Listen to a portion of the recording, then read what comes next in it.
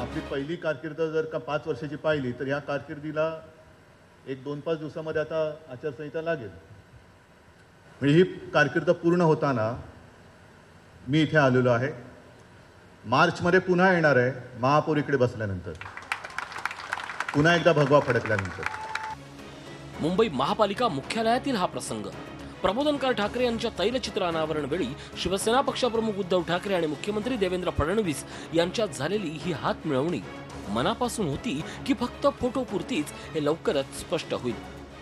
पण आगामी महापालिका निवडणुकीच्या दृष्टीने युतीत पुढे काय वाढून ठेवलंय याचा अंदाज आपल्याला बुधवारी मुंबईत होणाऱ्या शिवसेनेच्या कार्यक्रमातून बांधता येऊ शकेल.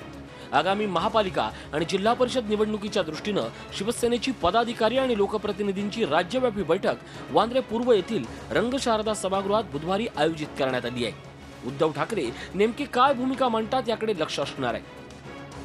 घोषणा असतील, लक्ष लागणं असतील किंवा इतर काही वाईट लक्षणाचे लोक असतील त्यांच्याबरोबर जायचं की नाही, आणि त्यांना आपल्या सर्व पदाधिकाऱ्यांना त्या संदर्भात विश्वासात घेऊन सांगायचं असेल काही, तर आम्ही सगळे वाट पाहतोय त्यांच्या भाषणाची. पक्षांची वेगळ्या पक्षांची रणनीती बघितली जाईल तर कायम दोन्ही पक्षातले किंवा इतरही सर्वसाधारण पक्षामध्ये असंच म्हटलं जातं की युती होईल हा शेवटच्या क्षणी आम्ही जे पक्षाचे प्रमुख असतील ते निर्णय घेतील.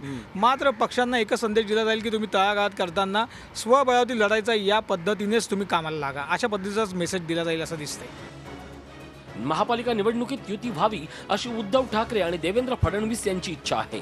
मात्र त्याबाबत निर्णय घेण्याचा अधिकार सर्वस्वी भाजपच्या केंद्रीय पक्षश्रेष्ठींच्या हातात आहे.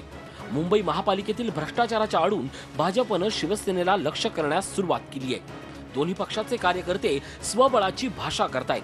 अशा परिस्थितीत शिवसेनेची ही राज्यव्यापी बैठक चांगलीच गाजणार याबाबत शंका नाही. रंगशारदा सभागृह त्यासाठी आता सज्ज झालंय. शिवसेनेच्या गेल्या 50 वर्षांच्या वाटचालीत रंगशारदा सभागृहाला एक वेगळं महत्त्व प्राप्त आहे. शिवसेनेतली अनेक स्थित्यांतरं या सभागृहानं पाहिली.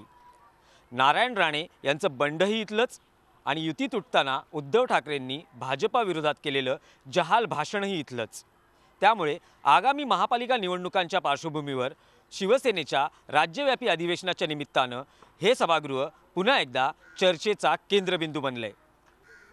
Dinesh Dukhande, Zee media, Mumbai. Zee 24 तास रहा एक पाऊल पुढे.